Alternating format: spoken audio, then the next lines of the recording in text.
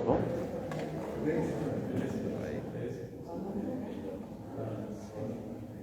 Bom dia, irmãos e irmãs. Bom dia. Bom dia. Vamos abrir a palavra do Senhor, nossa sequência de estudo, do Evangelho de Marcos, capítulo 9. Vamos abrir hoje, iniciar um novo capítulo. Um trecho, um dos meus preferidos, porque é bastante rico de sentido, no capítulo 9, conhecido como a experiência de transfiguração do Senhor junto com seus discípulos, ou alguns dos seus discípulos. Então vamos abrir Marcos, Evangelho de Jesus segundo Marcos, capítulo de número 9. A gente vai do verso 1 até o 29. Importante destacar aqui esse momento, Jesus com seus discípulos no monte, tem uma experiência que a gente chama na ciência da religião de fenomenológica, ou seja, uma experiência misteriosa, aterradora, uma experiência que a gente não tem palavras, como Paulo fala em 1 Coríntios, as coisas humanas, as coisas divinas não são discernidas pelas coisas humanas, O homem natural, a gente poderia dizer, o homem racional, o homem cientista, o homem inteligente, não discerne as coisas de Deus, senão espiritualmente, Então é disso que nós falamos. A experiência de fé é uma experiência misteriosa, é uma experiência fenomenológica, ou seja, é um fenômeno. A gente atribui fenômeno àquilo que não é explicável. A gente crê, Hebreus 11:1, a gente crê pela fé. Jesus falou: bem-aventurados que, ainda que não tenham visto, ou mesmo para Tomé, que não tenha tocado, creram. Então é um mistério da fé que toca o nosso coração. E esse texto de Marcos 9 é bastante rico de sentido para a gente falar sobre essa experiência individual, igreja? A gente vai falar bastante disso. É uma experiência individual, de mistério da fé, da presença de Deus falando muito fortemente ao coração dos seus eleitos, Aqueles que já estão conosco em casa aí, a Juliana, o Josias, deixa eu ver aqui, o José Maiorino, minha ovelha, ex-ovelha lá do Tatuapé, seja bem-vindo, querido, está sempre conosco aí nos acompanhando. Marcos 9, verso 1 ao verso 29, nosso hábito, a gente vai ler aí um ou dois versículos conforme aí a escolha de cada um, e em seguida oramos e iniciamos a nossa reflexão. Vou começar lendo verso 1, Marcos 9, verso 1. Em verdade lhes digo que dos que aqui se encontram, existem alguns que não passarão pela morte até que vejam ter chegado com poder o reino de Deus. 6 dias depois, tomou Jesus consigo a Pedro, Tiago e João, e levou-o a sós, à parte a um alto monte. Foi transfigurado diante deles. As suas vestes tornaram-se resplandecentes e sobremodo brancas, como nenhum lavandeiro na terra a poderia alvejar. Apareceu-lhes Elias com Moisés e estavam falando com Jesus. Então Pedro, tomando a palavra, disse: Mestre, bom estarmos aqui e que façamos 3 tendas, uma será tua, outra para Moisés e outra para Elias. Pois não sabia o que dizer, por estarem eles aterrados. A seguir veio uma nuvem que os envolveu, e dela uma voz dizia: Este é meu filho amado, a ele ouvi. E de relance, olhando ao redor, a ninguém mais vivo com eles, senão Jesus. Ao descerem do monte, ordenou-lhe Jesus que não divulgassem as coisas que tinham visto, até o dia em que o Filho do Homem ressuscitasse dentre os mortos. Eles guardaram a recomendação, perguntando uns aos outros: o que seria esse de ressuscitar dentre os mortos? O 11. Então perguntaram a Jesus: por que os escribas dizem ser necessário que Elias venha primeiro? 12. Jesus respondeu: Elias, vinde primeiro, restaurará todas as coisas, como então está escrito sobre o Filho do Homem, que sofrerá muito e será desprezado. 13. Eu, porém, lhes digo que Elias já veio e disseram com ele tudo o que quiseram, como está escrito a respeito dele. 14. Quando eles se aproximaram dos discípulos, viram numerosa multidão ao redor, e que os escribas discutiam com eles. E logo toda a multidão, ao ver Jesus, tomada de surpresa, correu para ele e o saudava. Então ele perguntou os escribas: quem é que discutis com eles? E um dentre a multidão respondeu: Mestre, trouxe-te o meu filho, possesso de um espírito mudo. Este, onde quer que o apanha, lança-o por terra, e ele espuma, rilha os dentes e vai definhando. Roguei a teus discípulos que o expelissem, e eles não puderam. Então Jesus lhe disse: ó geração incrédula, até quando estarei convosco? Até quando vos sofrerei? Trazei. E trouxeram-lhe.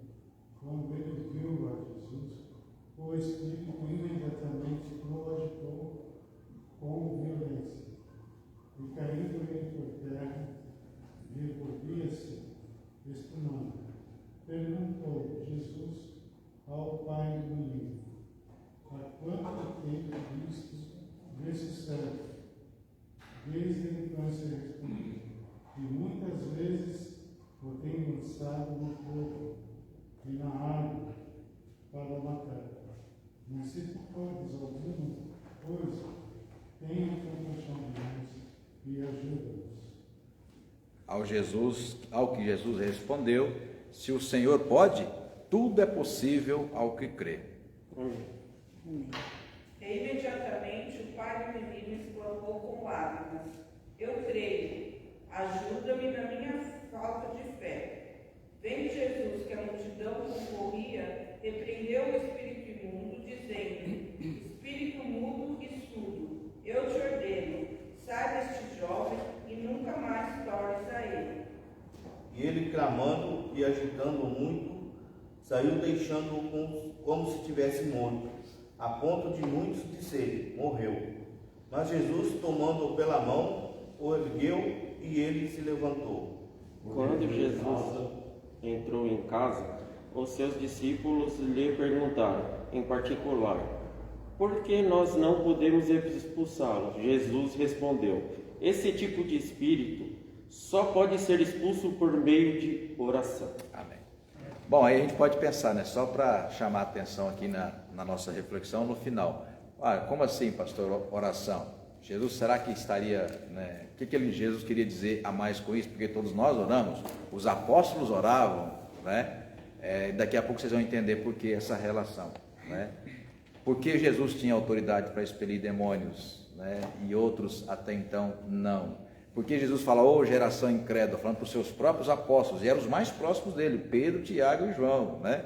E acabavam de vir de um momento que a Bíblia vai chamar de transfiguração, ou seja, estavam no monte, tiveram a presença extraordinária de Deus, e no entanto, a cena seguinte, quando eles descem do monte, a gente poderia dizer hoje, né? Cheio do fogo de Deus, em seguida, tem ali um adolescente, ou um menino, conforme a tradução, que chega primeiro nos apóstolos, o pai pede ajuda, os apóstolos não puderam, né, livrar aquele menino daquele demônio, e aí pegam e dizem para Jesus: olha, levei aos seus apóstolos, mas eles não puderam, né, expulsar. Então Jesus ali, como que dizendo, né, eles não estão preparados ainda, o fundamental eles não têm ainda. E o que é isso, pastor? Né? Vamos deixar para daqui a pouco. Vamos orar?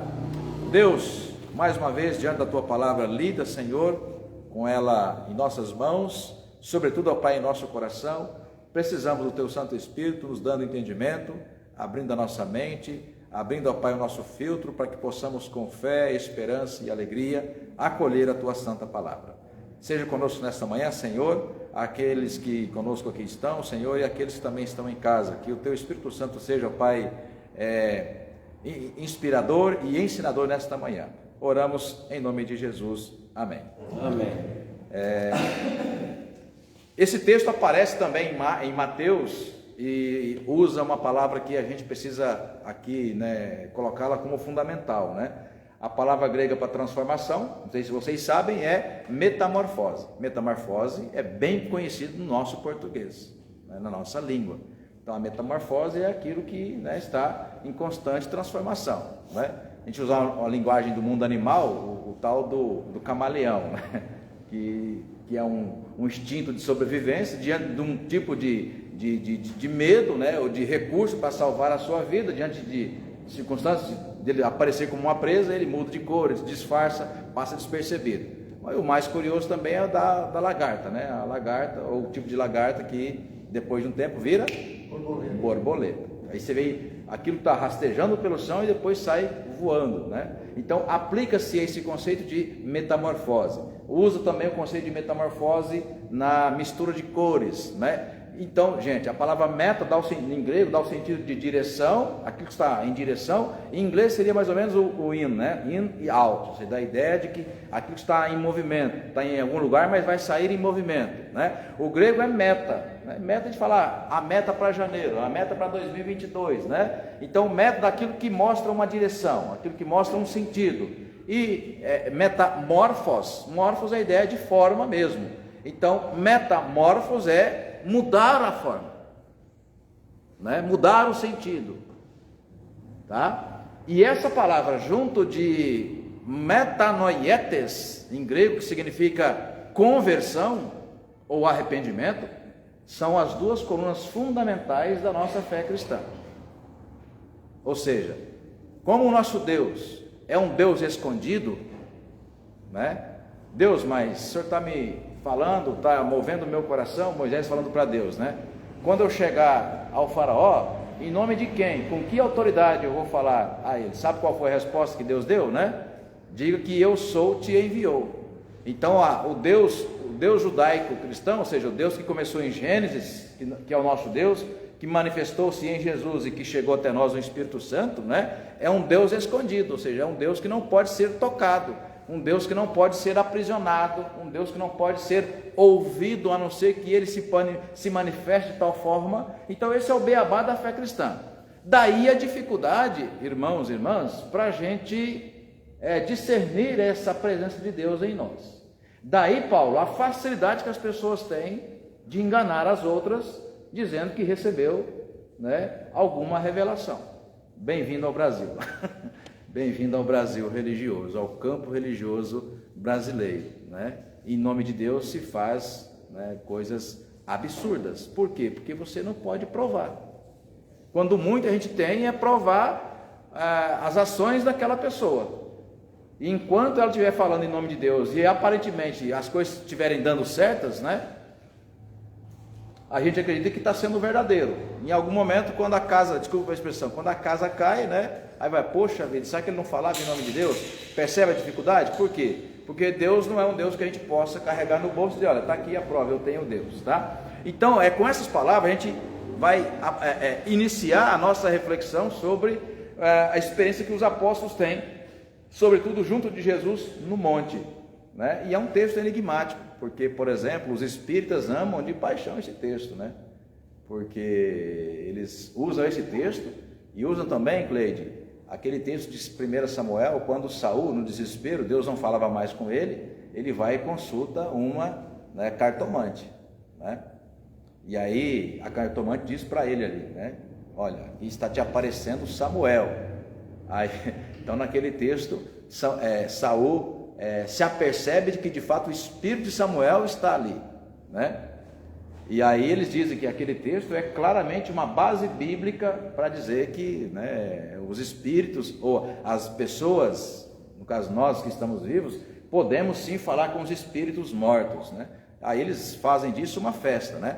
Bom, é importante dizer que lá em Samuel, primeiro, né, está falando com uma cartomante, não está falando com um anjo, não está falando com um ministro de Deus, né, como Deus tantas vezes assim o fez.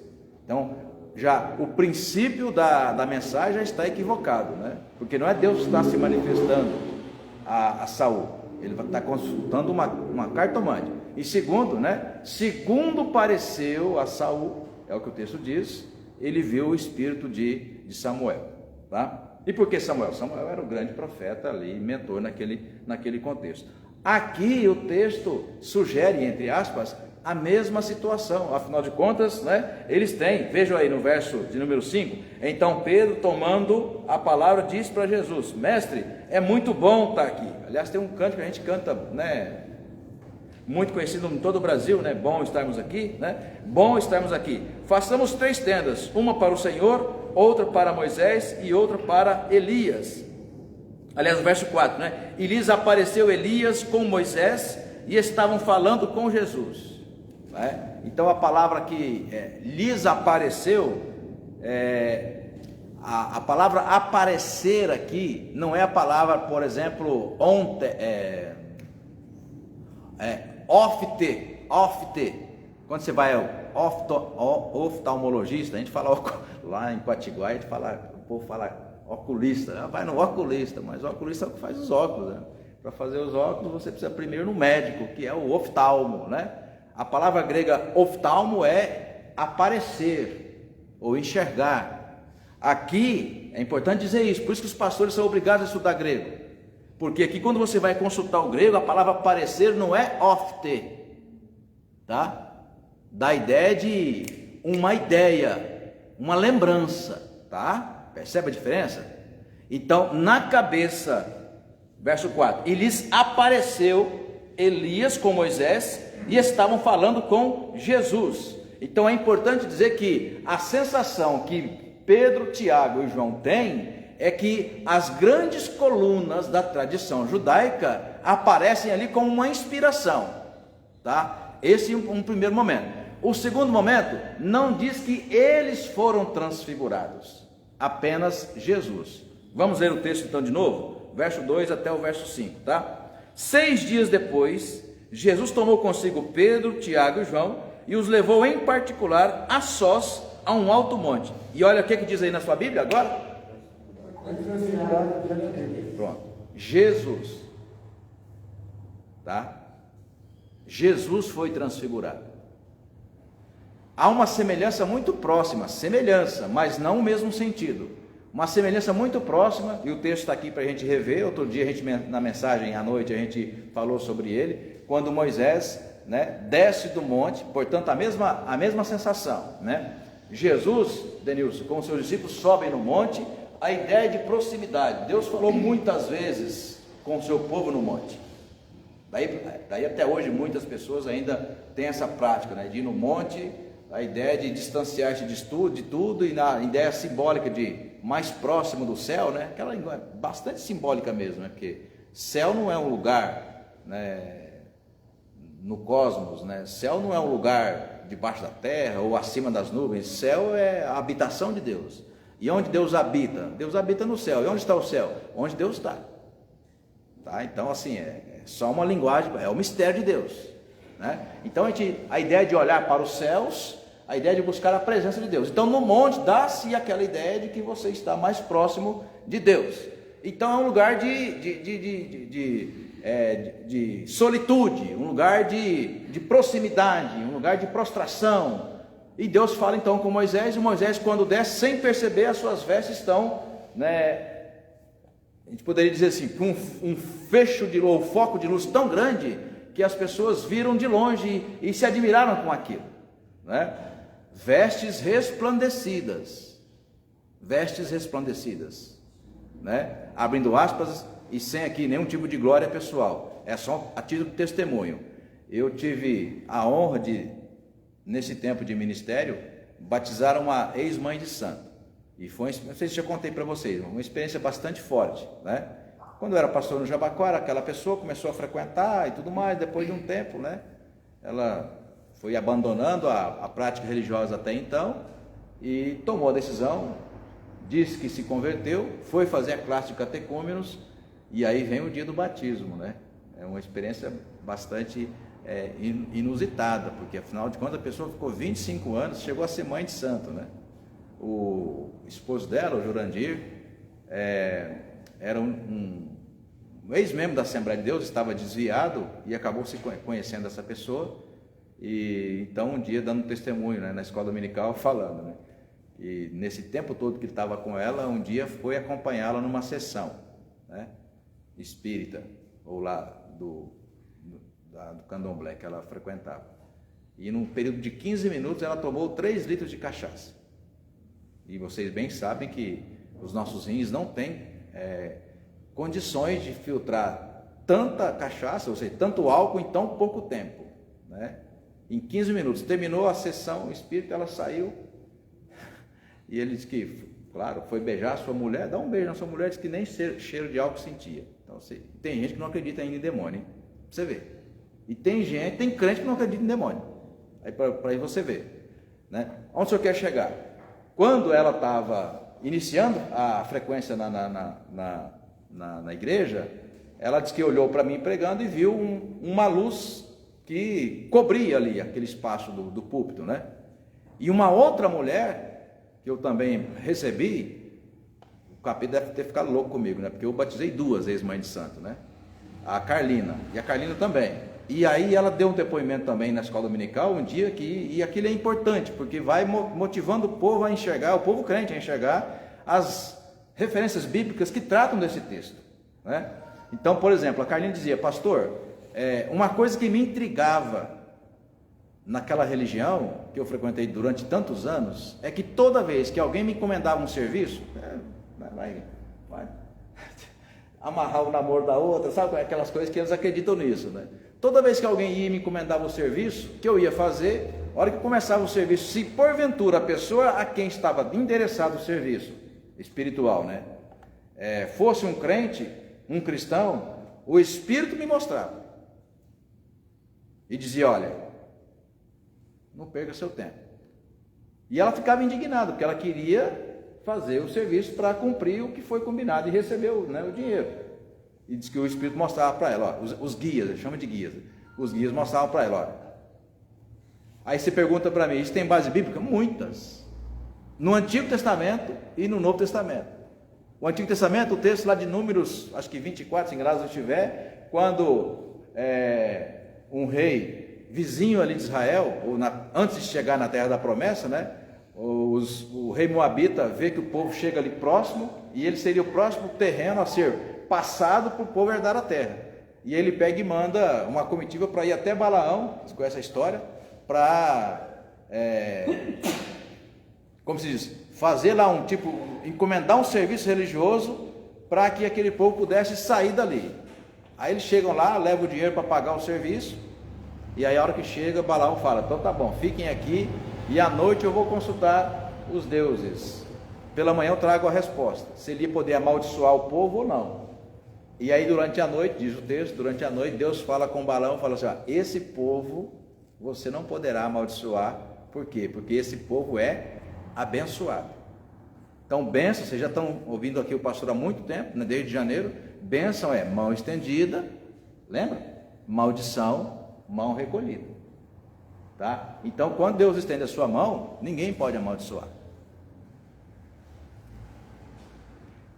Quando a gente é amaldiçoado? Quando a gente sai debaixo da mão do Senhor. E tem muitas formas de sair debaixo da mão do Senhor. No Novo Testamento, 1 João 5,18, né? Aquele que é nascido de Deus, né, não vive em pecado, né, e o maligno não lhe toca. E lá maligno está com letra maiúscula, ou seja, não tem autoridade sobre os eleitos de Deus. 1 Pedro 2,9, raça eleita, sociedade social, nação santa, povo de propriedade exclusiva de Deus. Romanos 8,31, nada nos poderá separar do amor de Deus que está em Cristo Jesus. Nada é nada.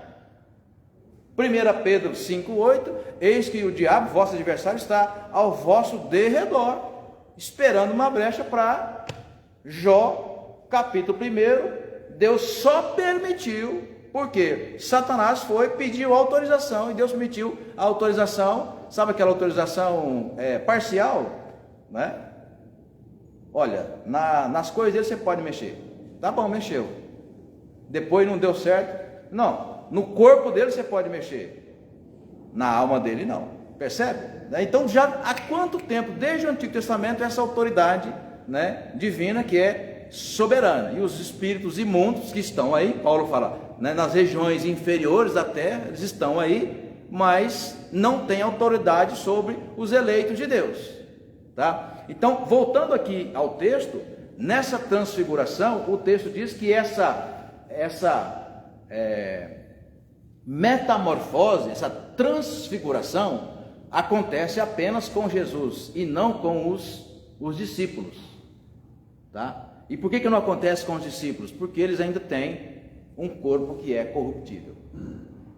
Daqui a pouco a gente vai lá para o texto, mostrando em 1 Coríntios, que Paulo usa a mesma palavra, só que a mesma palavra que aparece aqui em Marcos 9, verso 2, que foi transfigurado, a mesma, falando de Jesus, que ele foi transfigurado, presbítero Geraldo, lá em 1 Coríntios 15, 51, daqui a pouco a gente vai conferir, Paulo vai usar no futuro, ou seja, aplicando no futuro, que é quando Cristo voltar e resgatar a sua igreja. Então no futuro, aí vai se aplicar a mesma palavra que acontece agora, até então, só com Jesus, Então Jesus, que é Deus encarnado, ele é transfigurado na presença de todos ali. E no futuro, nós também seremos transfigurados. Por quê? Porque esse corpo corruptível, como ele vai falar mesmo em 1 Coríntios 15, será destruído e nós teremos então um corpo glorificado. Então percebe? Então nessa transição é que a gente precisa entender, por que os discípulos ali não puderam expulsar o demônio, por que nós ainda temos tanta dificuldade de confiar absolutamente em Deus. A gente confia, mas muitas vezes confia, desconfiando por causa das nossas limitações, Haverá um tempo que isso tudo será aniquilado. Então, primeiro, para a gente pensar aqui, vamos distribuir os textos para a gente pensar um pouco essa forma didática do aparecimento de Deus, como é que Deus aparece para nós. São textos conhecidos, irmãos, mas só que eles são importantes para nos ajudar a compreender aqui essa transfiguração do Senhor, tá? Bom,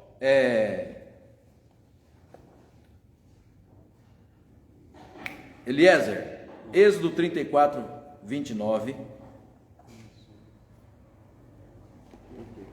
Dona Maria, a senhora quer ler? A hora que eu pedir, tá? Romanos. Eu não estou enxergando. Não está enxergando direito? Não. Então tá bom. Então, ela está com uma consulta marcada para me fazer limpeza. um oftalmo, Aí, é isso aí. Então, Cleide, Romanos 12, 2. Romanos 12, 2. Milton, Mateus 17, 2. Marlene, hoje tem pouco texto, tá? Não vai dar para todo mundo. Marlene, 1 Coríntios 15, 51.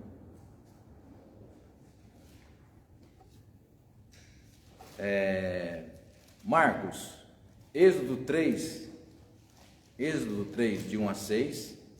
Denilson, Ezequiel 1, 26 a 28. Leila, também Ezequiel, só que do 2, capítulo 2, de 1 ao 3. Lilian, também Ezequiel 3, 12 a 15. Ezequiel 3, 12 a 15.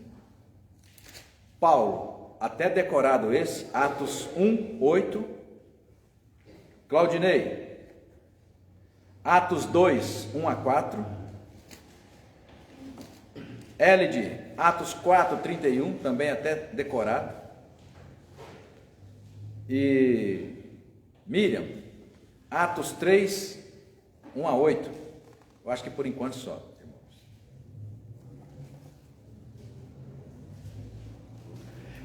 Irmãos, irmãs, seguinte, no estudo da teologia é muito comum os pastores, as pastoras receberem a instrução sobre como é que nós ensinamos. Olha a pretensão que a gente tem, Tarefa difícil. Como é que nós ensinamos para a comunidade sobre quem é Deus? Quem é Deus? Já que o nosso Deus é um Deus escondido, é um Deus que a gente não vê, que a gente não toca, a gente não segura, ainda que a gente queira fazer. Então a forma mais comum que nós na teologia aprendemos e passamos para a comunidade, como é que a gente descobre quem é Deus, é através das suas ações. Deus é aquilo que Ele faz, E o que é que Deus faz? O que Deus faz está registrado na Escritura, Então, quando a gente quer falar sobre a aparição de Deus, a gente tem a obrigação de encontrar textos bíblicos, Antigo e Novo Testamentos, que de alguma forma testemunham essa aparição de Deus. E toda vez que Deus aparece na Escritura, Ele aparece para um propósito, Ele aparece para uma finalidade. E aí a gente vai então de alguma forma percebendo, qual é o propósito então da aparição do Senhor. Um texto clássico, bastante conhecido, a gente vai ouvir agora com o presbítero Marcos, Êxodo 3, de 1 a 6. Pode ler, sobre a sarça ardente. Apacentava Moisés o rebanho de Jetro, seu sogro, sacerdote de Midian, e levando o rebanho para o lado ocidental do deserto, chegou ao monte de Deus, a Horebe. Apareceu-lhe o anjo do Senhor numa chama de fogo, no meio de uma sarça. Moisés olhou, e eis que a sarça ardia no fogo, e a sarça não se consumia. Então disse consigo mesmo: irei para lá e verei essa grande maravilha. Por que a sarça não se queima? Vendo o Senhor que eles se voltavam para ver, Deus, no meio da sarça, o chamou e disse: Moisés, Moisés. Ele respondeu: eis-me aqui. Deus continuou: não te chegues para cá, tira a sandália dos pés, porque o lugar em que estás é terra santa. Disse mais: eu sou o Deus de teu pai, o Deus de Abraão, o Deus de Isaque e o Deus de Jacó. Moisés escondeu o rosto, porque temeu olhar para Deus. Bom, por que esse texto é tão didático? Tanto quanto, por exemplo, a Atos 9, quando Paulo ou Saulo tem uma visão, né? Ele cai em terra, prostrado, fica cego, ouve-se também uma voz, e mais tarde ele é endereçado lá na rua direita, fica na casa de alguém até a chegada de Ananias, que amando de Deus, que também se manifestou a ele, vai lá, põe a mão sobre a cabeça dele, e enfim, o resto vocês conhecem. Porque esses dois textos são tão importantes para a gente falar sobre a aparição do Senhor. Transfiguração, ou seja, tão próximo de Deus, acontece um fenômeno, Sueli, acontece um mistério, a glória de Deus esteve naquele lugar. Por que isso é importante? Quando você olha tudo que vai acontecer na vida de Moisés, depois daquele encontro, você não tem dúvida, Deus falou com esse cara, porque não há explicação. Com Saulo, gente, o que ele estava indo fazer em Damasco, lembra? Ele estava indo, Leila, perseguir a igreja, depois de já ter permitido, por exemplo, na morte do diácono mais crente que tinha naquele tempo, que era Estevão. Ele permitiu, ele mesmo reconhece isso nas escrituras, quando ele fala: eu dos apóstolos, eu sou o menor, porque eu permiti, eu consenti na morte de Estevão.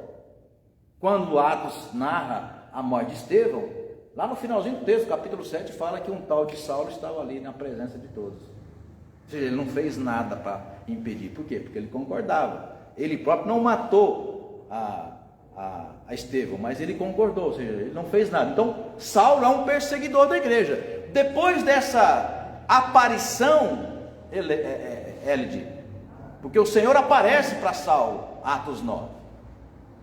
E tudo que acontece com Saulo, depois daquele momento, Atos 9, não há dúvida nenhuma.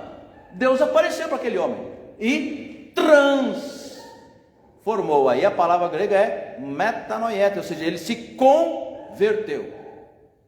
Então, gente, conversão é arrependimento, é mudança de vida. Não é mudança puramente ética, moral. Eu não faço mais algumas coisas, eu sou crente. Não, você pode não fazer um monte de coisa que é antiética e não ser crente. Tá? O contrário não é verdadeiro. Porque o crente, efetivamente crente, convertido, ele tem uma vida moral santa. Percebe? Né? Bom, com Moisés não é diferente, no dia a dia. E um detalhe, viu? Não é quando você quer, é quando Deus escolhe. Moisés está cuidando das coisas do dia a dia, está cuidando da vida dele, está trabalhando. Num dia de lida, de repente, aparece o Senhor. Primeiro um mistério, uma sarça ardente. Para Carlina, minha ex-ovelha, ela ia fazer um saravá, uma macumba. Mexendo na religião dela, ela fazendo ali o serviço, aparecia um guia e falava assim: olha, com esse aí não vai dar certo. Aí por que não vai dar? O guia, ela discutindo com o guia, por que não vai dar? Porque a luz, eles não usam a expressão Jesus Cristo ou Espírito Santo, né? A luz que está sobre eles, tá? Eu não posso passar. Que eles chamam de guia, que entre esses guias há guia com mais poder, guia com menos poder. Então eles sempre diziam: olha, a luz que está sobre ele eu não posso passar. Então percebe que houve ali um despertamento. Então, como é que é? Então não há um modelo padrão, não há uma forma absoluta das pessoas, né, conhecerem a Deus, de Deus aparecer às pessoas, né? Você tem 5 filhos, cada um tem uma experiência diferente com Deus. Para cada um Deus apareceu de um jeito, não é tudo do mesmo jeito, aos 16 anos, aos 17, aos 20, não, em algum momento, aos 40, Ou ali no leito de morte, a mãe que orou, eu conheci tantos casos assim, a mãe que orou 40 anos pela conversão do filho, no leito de morte, minutos antes de morrer, ele faz aquela oração de arrependimento, reconhecendo Jesus como seu Senhor. Nós cremos, como ladrão da cruz, está no céu. Então percebe, não há um padrão para você perceber a Deus. Para Moisés é ali. Então, quando Deus aparece a você, e apareceu como, pastor?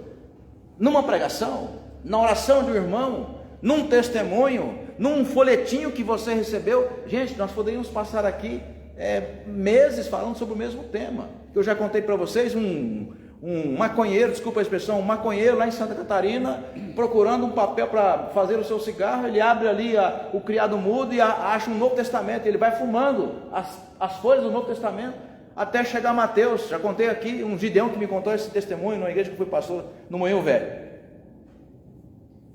Fumou Salmos e Provérbios, que lá vem primeiro Salmos e Provérbios no Novo Testamento, do Gideão. Quando ele foi fumar Mateus, por alguma razão, resolveu ler primeiro. Pronto.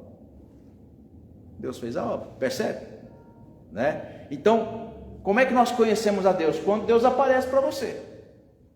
E quando Deus aparece para você, se Ele de fato apareceu, é impossível. Você pode dar um glória a Deus. Quando Deus apareceu para você, efetivamente é impossível você continuar o mesmo homem ou a mesma pessoa. Você crê isso? Amém. Amém. Glória a Deus. É isso. Né? Êxodo 34, 29. Pode ler, irmão. Quando Moisés desceu ao monte Sinai, tendo nas mãos as 2 tábuas do testemunho, sim, quando desceu do monte, Moisés não sabia que a pele do seu rosto resplandecia, depois de Deus ter falado com ele. Então assim, e a imagem, você tenta imaginar, né? A imagem é muito simbólica, né? Está Moisés descendo com as placas da lei, né? Depois de alguns dias no monte, ele desce, ouve a presença de Deus, vê a presença de Deus, né? Ouve o recado e desce para uma missão. Esse mesmo Moisés é aquele lá de Atos, claro, de Êxodo 3. Você percebe o que acontece? Vai lendo a biografia, vai lendo os passos, Claudinei, de Moisés, desde Êxodo 3 até Deuteronômio 34, como termina a biografia desse homem. Percebe? Então não há dúvida de que Deus apareceu para ele. Então houve uma transformação, ainda que num corpo corruptível. O Espírito Santo desce sobre, habita e guia todos os passos. Por isso, né, Alessandro, a gente conversa sobre isso. Por isso que pastor tem crise quando encontra crente ruim. Porque está tanto tempo estudando isso na Escritura, que quando você encontra um crente ruim, você fala, meu Deus, como é que pode? O que é crente ruim, pastor? Ah, você sabe. Né? A gente sabe. Né? Tem muitos na Bíblia. Marcos, por exemplo, está assim, né? O que é o crente ruim? É o cara que é capaz de matar Jesus para não atrapalhar a religião dele. Né? E está assim, na Escritura e na história da igreja. Né? Então, Êxodo 34, esse cara desce com a Escritura ali, ó. As pessoas olham para ele, e o que é interessante, ele não percebia, quando você lê todo o conjunto do texto, Êxodo 34, Lilian, ele próprio, Moisés, não percebia que o seu rosto, a sua pele, as suas vestes estavam exalando, né, luz. Exalando não, porque exalar é cheiro, né? Estava mostrando ali, evidenciando a glória de Deus sobre Moisés. Ele mesmo não havia percebido ainda, as pessoas é que perceberam. Então por isso que eu citei ali o exemplo, né? E não só comigo não, qualquer um que está em comunhão com Deus. A mulher vai no púlpito e vê um pastor pregando, naquela ocasião por coincidência era eu, né? Falei assim, ó, eu vi uma luz sobre aquele homem, eu nunca tinha visto uma luz assim. E o que eu estava fazendo? Pregando a palavra. Sou perfeito, santo? Não. Mas percebe a autoridade? Né? Então na palavra de Deus. Quando você vai e encontra uma pessoa que está endemoniada, você vai em nome de quem? Pai, Filho e Espírito Santo. Não é em seu nome. Ah, você está liberto em nome de Adilson. Não, em nome de Jesus. Autoridade, palavra. Né? Próximo texto, que vai fazer narrando a mesma coisa, Ezequiel. Veja que coisa linda, irmãos. Ezequiel 1, 26, 27 e 28. A visão da glória divina. Por cima do firmamento que estava sobre a sua cabeça, havia algo semelhante a um trono, como uma safira. Sobre essa espécie de trono estava sentada uma figura semelhante a um homem. Via como metal brilhante, como fogo ao redor dela, desde os seus lombos e daí para cima, e desde os seus lombos daí para baixo, via como fogo, e um resplendor ao redor dela. Como o aspecto do arco que aparecera na nuvem em dia de chuva, assim o resplendor em redor.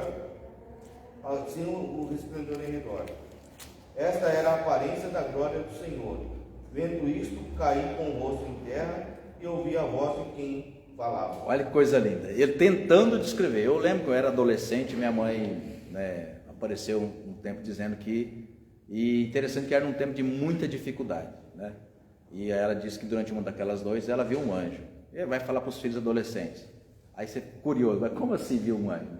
E ela vai descrever. Não, porque era assim, aquilo outro, do mais tal. Ou seja, a dificuldade, presbítera Marlene, que nós temos quando em algum momento da nossa solitude, ou seja, você sozinho com Deus, num momento de muita intimidade, você recebe algo especial. E Deus faz isso mesmo, né? Só que aquilo é para você, aquele algo especial, né? Uma presença aterradora, assim, que ela te faz prostrar, né? Você não quer, como Pedro vai dizer, isso aqui é muito bom, é tão maravilhoso, você não quer interromper. Bom estarmos aqui, Senhor, vamos ficar aqui, vamos morar, fazer tenda, que era como as pessoas moravam, muito comum naquele tempo, né? Fazer tenda vamos morar aqui, é muito bom estar aqui. Seria estender ou eternizar a vida na terra. Não é possível. Então a gente vai tentar descrever como é que foi isso, né? Você fica usando metáforas. Ele vai descrever, olha, havia um homem sentado num trono, né? Uma imagem maravilhosa, aquilo me atraía. Então Ezequiel que recebe, e aí é o começo do livro. Quando você lê todo o livro, você vai perceber quão de fato Deus falou com Ezequiel, Sueli, né? E ele vai tentar descrever essa glória de Deus. Olha o verso 28. Como o aspecto do arco que aparece nas nuvens em dia de chuva. Então a ideia do arco-íris, né? Ele está tentando escrever, olha, é uma coisa magnífica, é inexplicável. Como o aspecto do arco que aparece nas nuvens em dia de chuva, assim era, olha, o resplendor ao redor. Ao redor de quem? Daquele homem ou anjo que ele estava tendo na sua visão. Esta era a aparência, ou seja, ele vai fazer agora a aplicação. Esta era a aparência da glória de Deus. Ao ver isto, caí com o rosto em terra e ouvi a voz de quem me falava. É uma experiência dele. E aí quando ele vai contar, ele precisa de usar de linguagem figurada, porque é assim que a gente conhece as coisas, né? E é ali que está também, muitas vezes, a tentação do ser humano. O Deus que apareceu para você, né? Você quer tornar-se famoso, e aí você vai, né, a partir daquilo você vai fazer um monte de coisa para arrebanhar as pessoas para também terem a mesma experiência. Mas se Deus autorizar, sim. Se não autorizar, não, foi para você. É que nem um dom de línguas, que Juan Stan, né, um teólogo latino-americano, metodista, dizia, né, que o dom de línguas é o dom de pijamas, né? Você não sai de pijamas para ir para a igreja, para ir para o seu trabalho. Pijama você está onde? No seu quarto, portanto na sua intimidade, né? O dom de línguas, dado de acordo com a Escritura Sagrada, é para a sua edificação, mas a gente quer usar isso para fazer ibope espiritual, né? Bom, capítulo 2, na sequência, Leila, por favor, verso 1 até o verso 3, ele vai continuar falando da pós-experiência de glória, transformação, metamorfose. Então há uma metamorfose com Moisés, porque daquele dia em diante toda a sua vida foi transformada. Há uma metamorfose com Ezequiel, depois daquele dia toda a sua vida é transformada. Preste atenção, esse homem está tão impactado por essa visão que lá no capítulo 20 morre, por exemplo, a esposa dele, e a forma dele de escrever, gente, eu falo, tem que ser crente mesmo, viu, Elide? Para passar por aquilo e continuar servindo a Deus. Deus dá uma visão para ele, capítulo 20, né?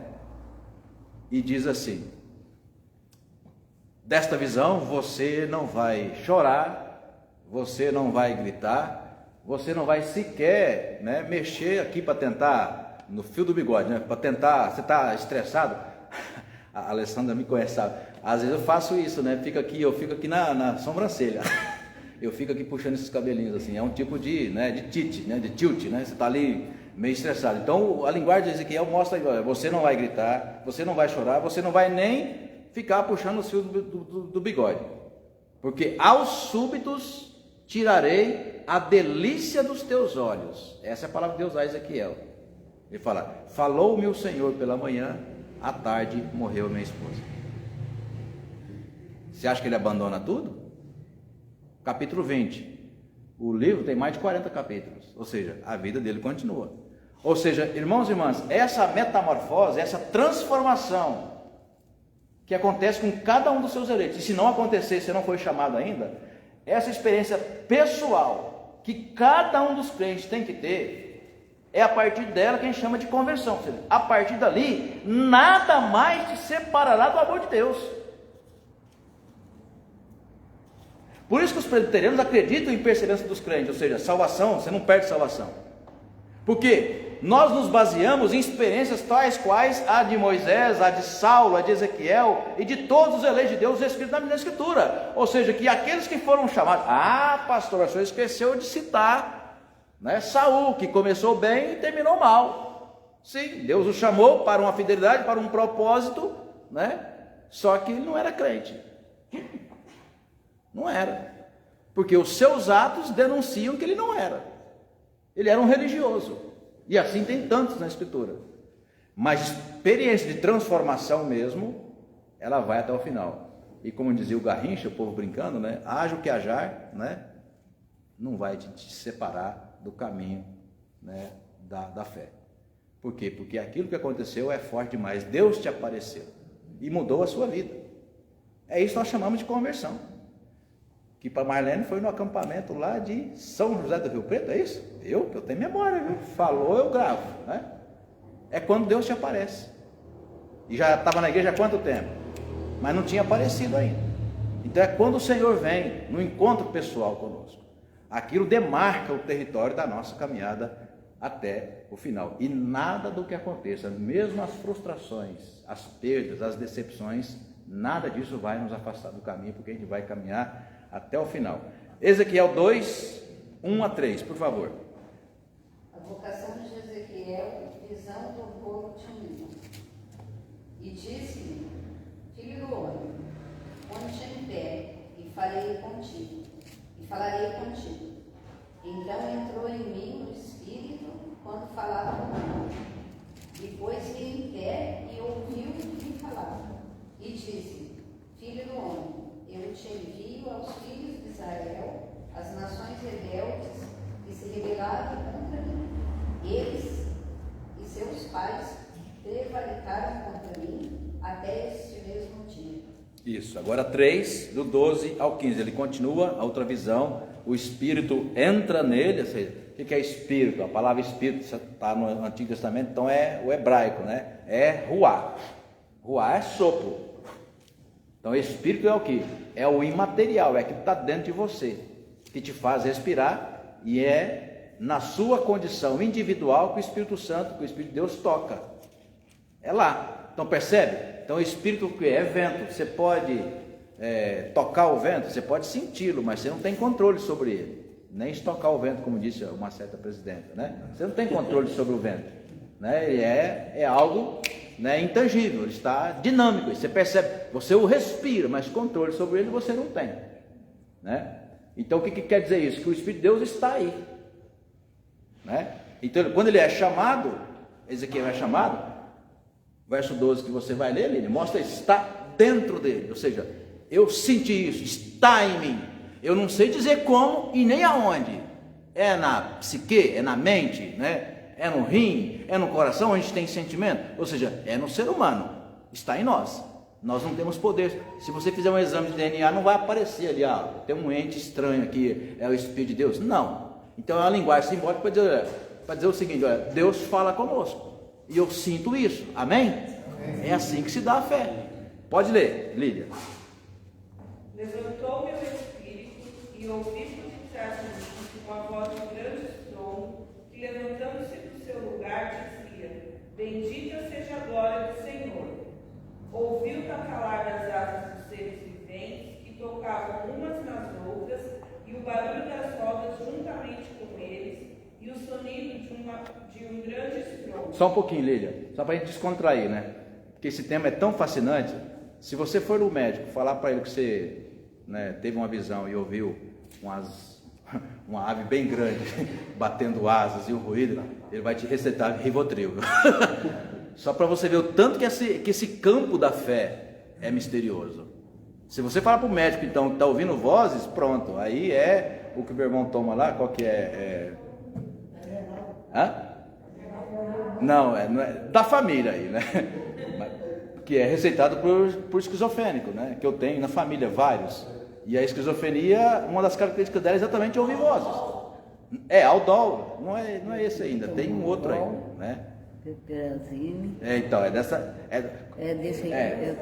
Carbamazepina, sei lá, é da família dos Pina. É da família dos Pina. É desse aí. É desse aí. Então, assim, para dizer, no seu quarto você ouve ruídos, você ouve som, você sente energia. Então você usa um monte de linguagens que a gente sabe o que é som, a gente sabe o que é energia, a gente sabe o que é uma paz interior, ou seja, você sabe tudo que é isso, né? Mas você não tem controle sobre isso. Então você usa essas coisas porque tentando decifrar, Claudinei, como é que foi aquela experiência que você teve quando você teve ali, né, uma sensação de proximidade de Deus muito grande. Mas teve, você só não sabe explicar, só não sabe dizer, mas teve. E é toda a linguagem que é usada na Escritura para falar quem é Deus e o que Ele faz. Mas difícil é ter o controle. A gente quer ter o controle, né? Mas não tem. Verso 13 ou 14.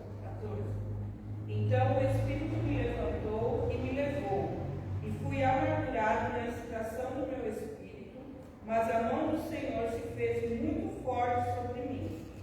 Então fui até Abibe, aos do exílio, que habitavam junto ao rio Quebar, e passei a morar onde eles habitavam.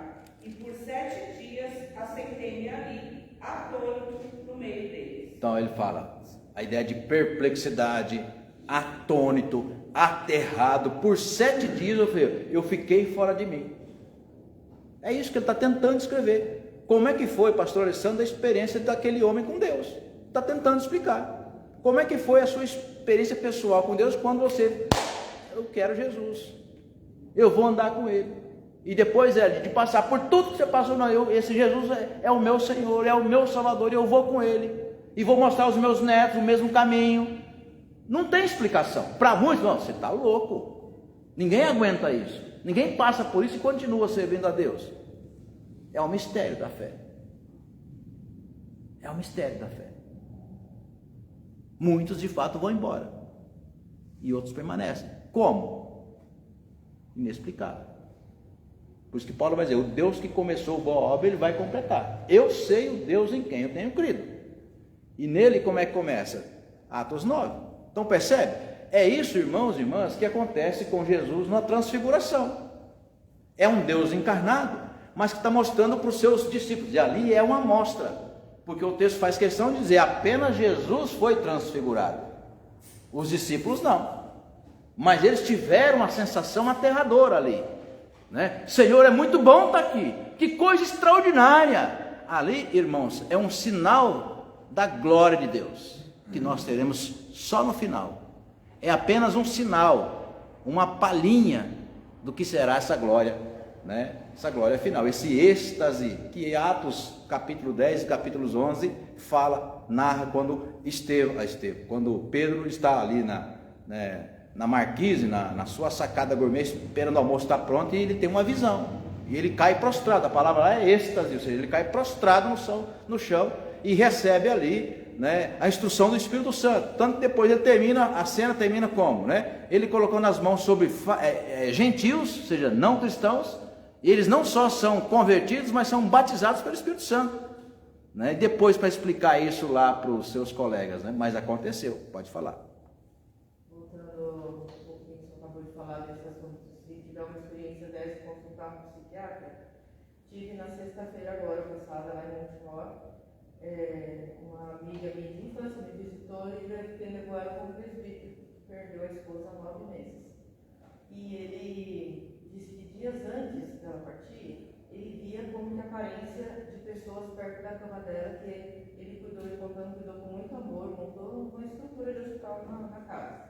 E ele, logo dias depois dela partiu, ele ficou muito perturbado, ele foi um presbítero, um homem de fé, ele procurou um psiquiatra. E o psiquiatra falou para ele: olha, eu estou vendo que você é uma pessoa lúcida, você está bem, eu não estou vendo doença. Eu não sei a religião, nem se o psiquiatra é conhecedor ou não da palavra de Deus, mas ele disse que o psiquiatra falou para ele: eu creio, não tenho a viver, que o seu Deus te permitiu ver anjos ao redor da sua esposa. Agradeça e siga a sua vida, você não está doente. E foi um psiquiatra que me falou para ele. Aí, são as experiências que a gente vai, né?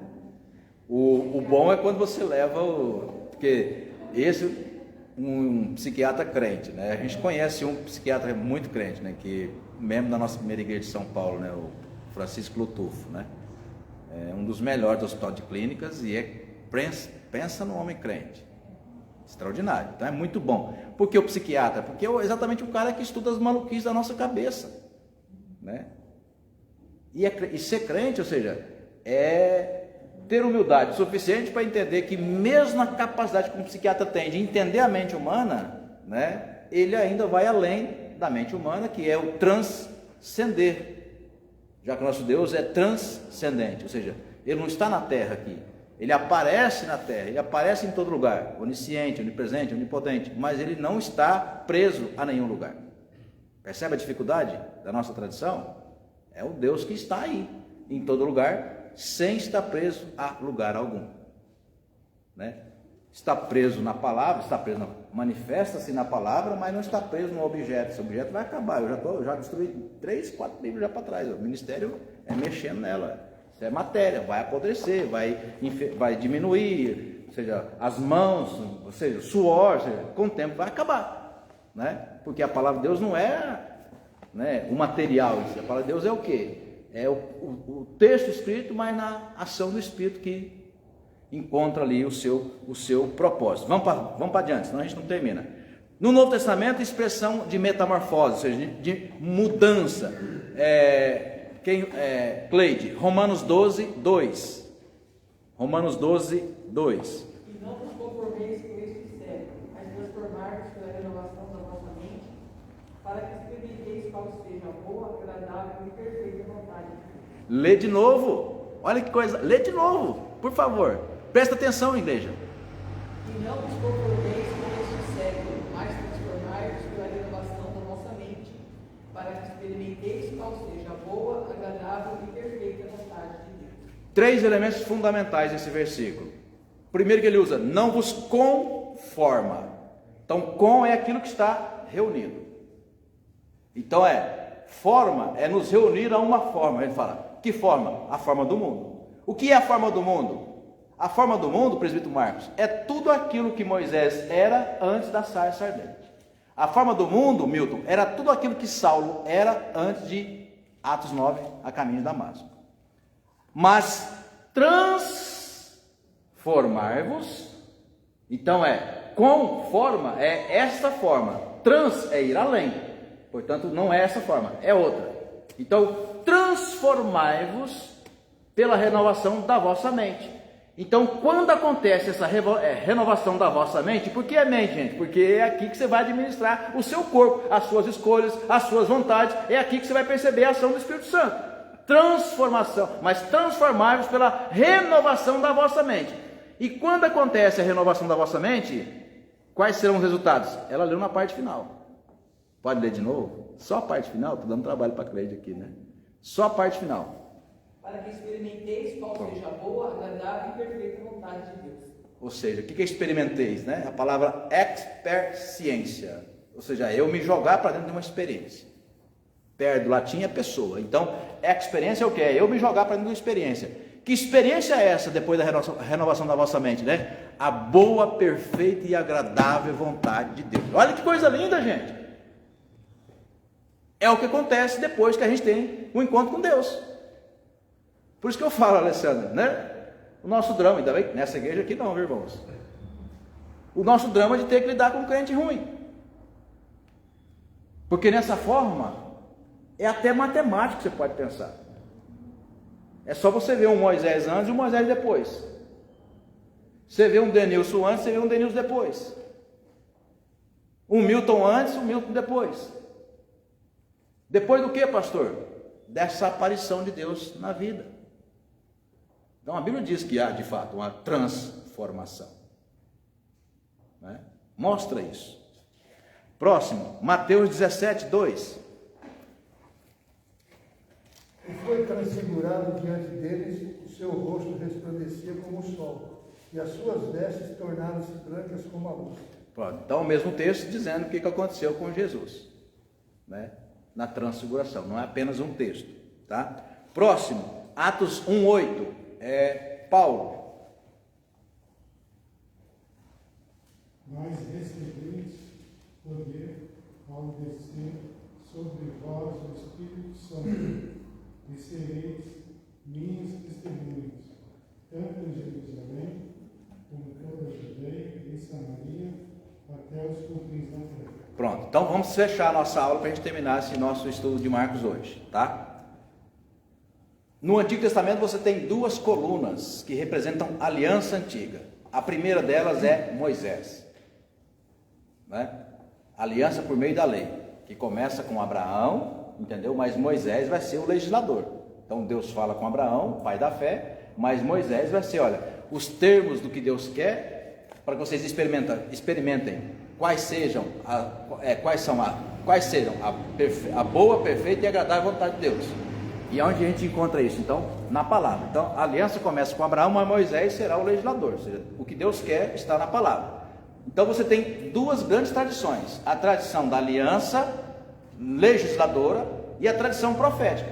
Então, Denilson, naquele momento ali, para 3 judeus de formação, de nascimento e de formação, que é Pedro, Tiago e João, para eles, naquele momento de glória, tá? Que me desculpem os espíritas, mas aqui é um protestante e crente, né? Estudando a escritura, né? Que me perdoem os espíritos, mas naquele momento ali, o que está vindo, o que está nutrindo a imaginação de Pedro, Tiago e João? Não é o espírito de Elias, a figura de Elias e a figura de Moisés, mas é o que? Toda a capacidade ou toda a cultura que eles adquiriram na sua formação. Então Elias e Moisés, para um judeu, né, significa as duas colunas fundamentais da tradição deles. Seria o mesmo que o Elias, aliás, o Ezequiel, tentando mostrar, Lilian, né, como é que foi a experiência dele com Deus. Ele cita, olha, eu via um homem sentado num trono, aí tinha um querubim com asas enormes, eu chegava a ouvir os ruídos, o estrondo das asas batendo. Então não era uma pombinha, era algo grande, o tuiuiu da minha terra, ou seja, era um pássaro enorme, a ponto de eu ouvir aquilo. É a narrativa, ou seja, é a forma, é a linguagem utilizada, o figurado que ele está utilizando para dizer como é que foi a experiência dele com Deus. Então, me desculpem os espíritas, aqui, o que acontece? Eles estão descrevendo como é que foi aquele momento glorioso, quando estavam junto de Jesus, em que Jesus foi transfigurado.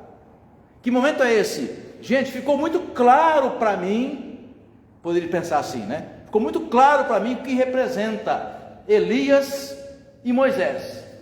E está muito claro agora o que representa Jesus. Então, o que Marcos quer dizer com isso? Olha, aquela tradição vigorou até Jesus. Tanto que Jesus corrige, né? Diz para eles, olha, vocês estão esperando Elias? Eu digo para vocês, Elias já veio. Agora é uma nova aliança. Percebe? Então ali é uma linguagem de transição. Por isso, gente, para a gente terminar, mostrando a autoridade pela qual Jesus tanto foi transfigurado, quanto vai fazer tudo que ele fez, milagres, sinais e maravilhas, morte e ressurreição, se dá pelo quê? No dia do batismo, o Espírito Santo desce sobre ele, portanto, habilita, dá autoridade para que ele possa fazer tudo que ele fez. E por que, agora você vai entender no contexto, por que eles não puderam curar aquele menino endemoniado? Porque eles não tinham essa autoridade do Espírito Santo sobre eles, por enquanto. Por isso que o Paulo leu o primeiro texto, já preparando o caminho, tá? Então, gente, vamos terminar. A mesma autoridade que estava no Antigo Testamento sobre Moisés, sobre os profetas, esteve sobre Jesus e mais tarde estaria sobre quem? Igreja. Percebe a linguagem bíblica? Moisés, Elias ou os profetas, Jesus, o Messias, igreja. Então essa autoridade está sobre a igreja. Quem é a igreja? Somos nós. Então essa autoridade está sobre você.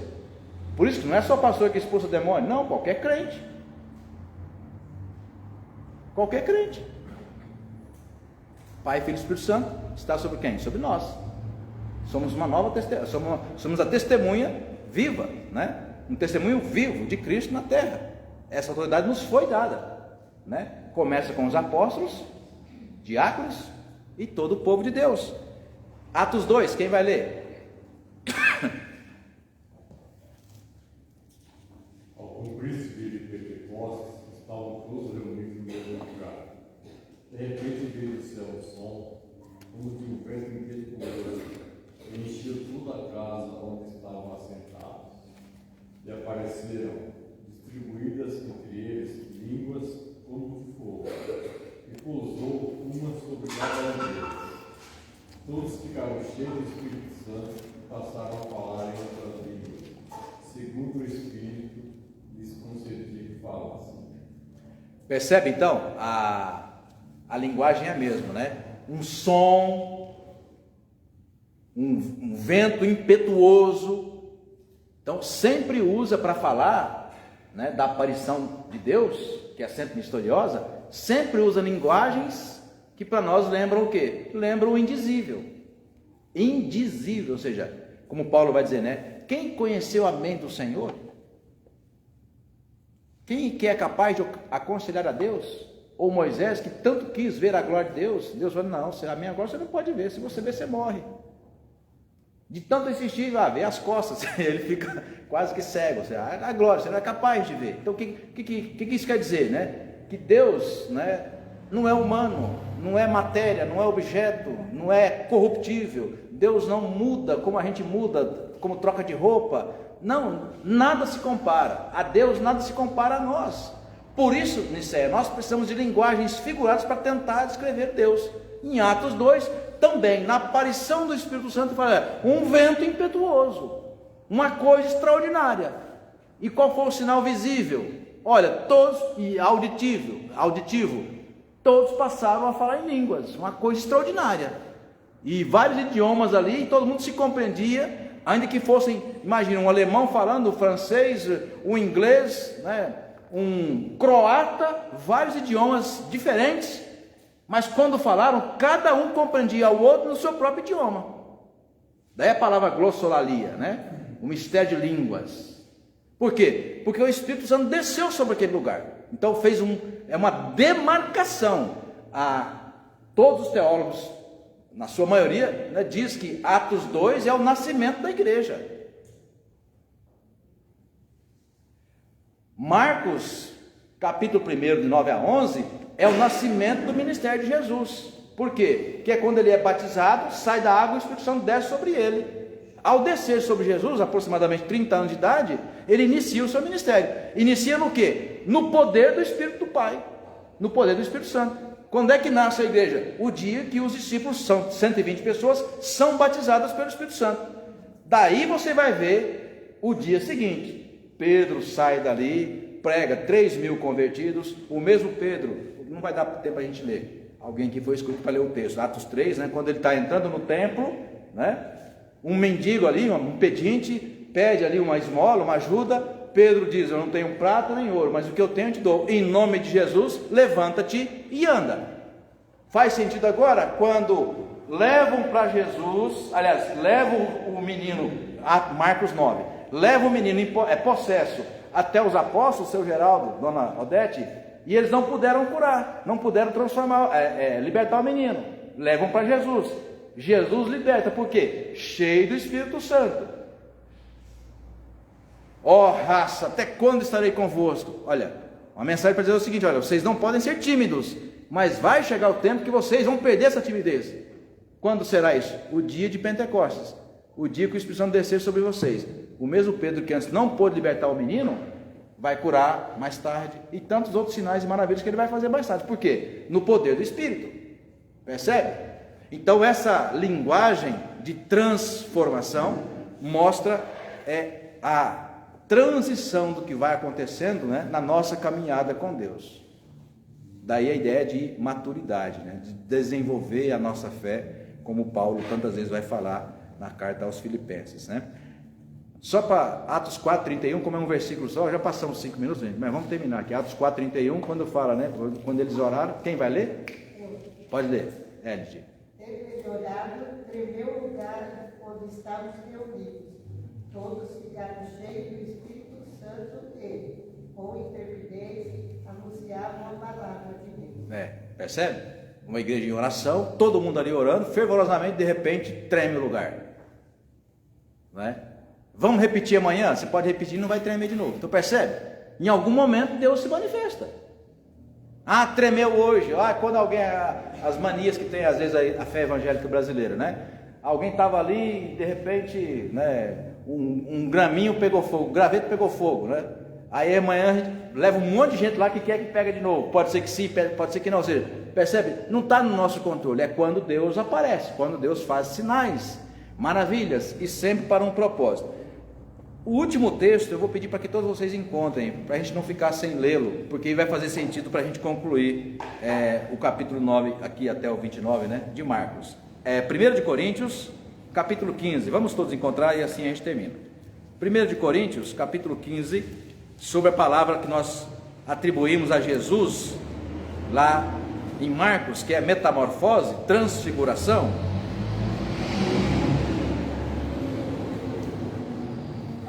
1 de Coríntios 15, amém? Amém. Só para você ter aí, acertar a sua memória, né, sobre o texto, no 35 tem um título aí na sua Bíblia, tá? No verso 35, tem? Qual que é? Olha só. Então esse corpo que Paulo vai dizer é corruptível, ele vai ser destruído. Ou na nossa morte, claro, vocês sabem o que acontece, né? Morreu, já era, vai virar osso. E se for então cremado, nem osso vai ter, né? Só cinza. Mas na ressurreição nós teremos um novo corpo, só que não mais a ponto de o bicho poder comer. Então é aí que se aplica, Sueli, o conceito de transformação. Por isso, transformação lá no Monte da Transfiguração, Nília, só Jesus teve. Por que só Jesus teve? Porque Jesus não tinha um corpo corruptível como nós o temos. Então, no dia final, nós teremos o corpo de Jesus, que Paulo vai chamar de corpo de glória. Não é carne e sangue, né, que morre, que sangra, que sente dor. Não. Aí, como é que é isso? O máximo que nós temos é o que Paulo vai dizer, é um corpo glorificado. O que é um corpo glorificado? Eu não sei. É um corpo semelhante ao de Jesus. Por quê? É o mistério da fé, mas é o fundamento. Aquele que crê em mim, ainda que morra, viverá. E detalhe, não foi nem Paulo quem disse isso, foi Jesus. Tem que esperar até o final. Para alguns, e isso falávamos, eu e a Alessandra, durante a semana a gente falou sobre esse assunto, né? Pessoas que têm experiência de, mesmo em vida, têm experiência de morte, né? Pessoas que entraram em coma profundo e depois voltaram e E relata, os Estados Unidos amam de paixão esse tipo de pesquisa. Tem um monte de casos, né? Você entrar na internet, você vai encontrar um monte de casos de pessoas que relatam a experiência de pós-morte e voltam. E aí tem de tudo, ou seja, de alguma forma, é uma linguagem muito parecida com o que a gente tem na Escritura, né? Nesses momentos de aparição de Deus, o mistério acontece, o extraordinário, o aterrador, o estrondo, né? Um vento impetuoso, ou seja, algo assim, inusitado, ou seja, não é algo que você tenha condições de descrever absolutamente, como 2 mais 2, né? Como o Pedro fazendo a experiência milenar do feijão, né? De colocar ali no algodão um pouquinho de água e agora ver nascer, tá ali quase um palmo já de comprimento. Não é uma experiência que você sabe que vai dar certo, não, com Deus não é essa experiência que você tem controle sobre ela, é Deus quem tem o controle na sua aparição para os seus eleitos. Então 1 Coríntios 15, verso 51, Paulo vai falar desse texto no 51, ó, eis que vou lhes revelar um mistério, um fenômeno, nem todos dormiremos, mas todos seremos o que? Metamorfose, transformados. Então, Milton, a mesma experiência que Jesus teve no Monte da Transfiguração, metamorfose, transformado, né, o transfigurado, nós teremos quando? Só no final, na ressurreição. E por que ele fala dormiremos? Nem todos dormiremos, porque Cristo pode voltar agora, nós estamos vivos, a gente não vai morrer. Mas, voltando agora, esse corpo que ele chama corruptível tem que ser transformado, porque carne e sangue não herdam o reino de Deus, o reino celestial. Percebe? Então, irmãos, vou terminar aqui. É dessa experiência que nós interpretamos, né, Marcos capítulo 9 na transfiguração. E um detalhe, viu? Bom, vamos estar aqui, Senhor. Como muito crente tem crente que quer, né, viver o tempo todo se enchendo do Espírito, né? Aí vive de igreja em igreja, de oração em oração, e o tempo todo, só ele. Mestre, vamos ficar aqui porque é bom demais. Ele fala, vamos ficar aqui, né? Mas e lá embaixo? Tanto Paulo que quando eles descem do Monte da Transfiguração, qual é a primeira cena? O que eles fazem? A primeira coisa que eles fazem, eles curam um possesso. Então, quando nós estamos cheios de Espírito, qual que é a função nossa? É servir. Mas a gente quer mais. E para quê, né? Não, a gente está cheio de Espírito, né? Cheio de Deus, então vamos servir. Amém? Amém. A vocês que nos acompanham de casa, Deus os abençoe. Vamos terminar orando. Pai, te somos gratos por esse tempo precioso na tua presença. Obrigado pela liberdade de aprendermos a tua palavra e que o teu Santo Espírito em tempo oportuno esteja, Pai, em nome de Jesus, gerando os frutos a 30, a 60 e a 100 por um. É o que nós te pedimos, já agradecidos, em nome de Jesus. Amém. Amém.